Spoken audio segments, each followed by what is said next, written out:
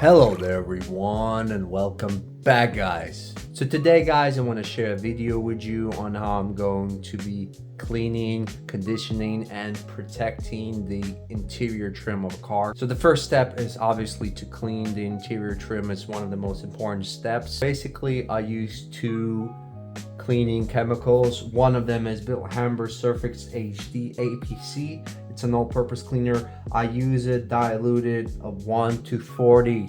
Basically I only use an all-purpose cleaner when the car trim is very dirty or if it has previous dressings on it. The other chemical that I use for interior maintenance is DIY Rinseless Wash, which I put about 10 ml in a 1 liter bottle. That's a quite strong dilution ratio. It's good for moderate dirt and also it's good for maintaining the car interior overall. That includes obviously plastic and rubber trim. Obviously with the interior trim, it does not get worn as much as the exterior trim because it's not exposed to the elements, and that's why 9 times out of 10 you will probably get away with these two products. The main reason why I love this product is not only because it protects, but it also gives a very nice uniform look to all the interior surfaces, and it pretty much can be used on all surfaces apart from the rubber mats, the interior fabrics, and I wouldn't use it on glass either. And this product is specifically designed for rubber mats, and I can also, I'm pretty sure you could, you're able to use it on rubber trim in your interior if you have any like seals and stuff like that. So these two products pretty much cover all of the surfaces, and we'll talk about as we go on in the video. So here we're working with an Audi A1 and it represents a whole bunch of different types of plastics.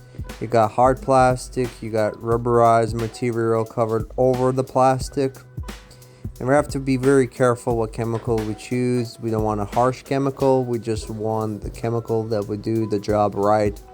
And I think the all-purpose cleaner with this dilution ratio 1 to 40 is quite safe, but strong enough to knock off all the dirt and grime and any previous protection or conditioner that was applied.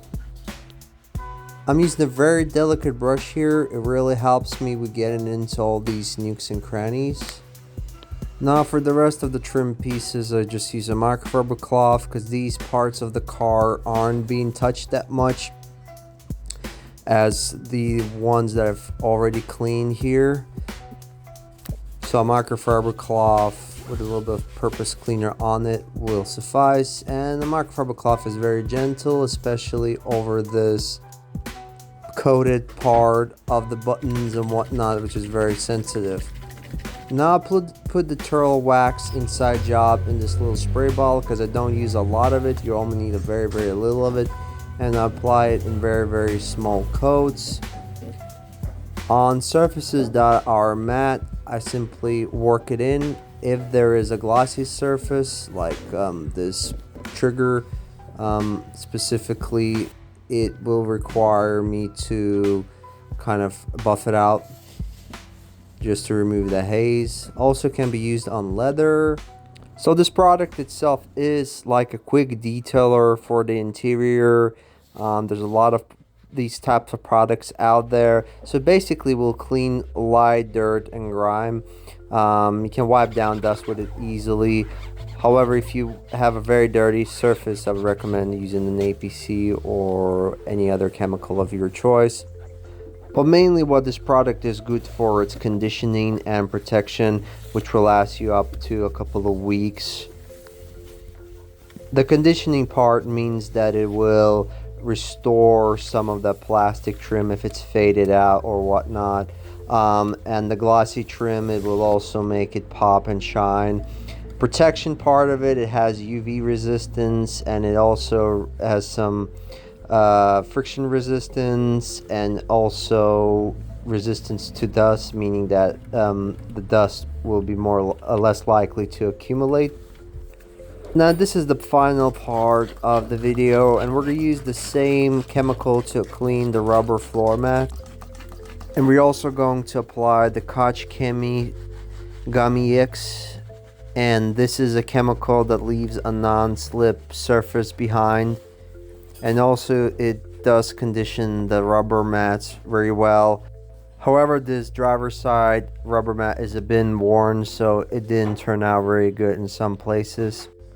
And I'm using very little of this product, and I'm applying it via a tire brush. I find it works very good, and it gets into all the nooks and crannies, and it spreads the product evenly. You're supposed to leave this product to dry, but I had some high spots, and so I gave the whole mat just a little buff.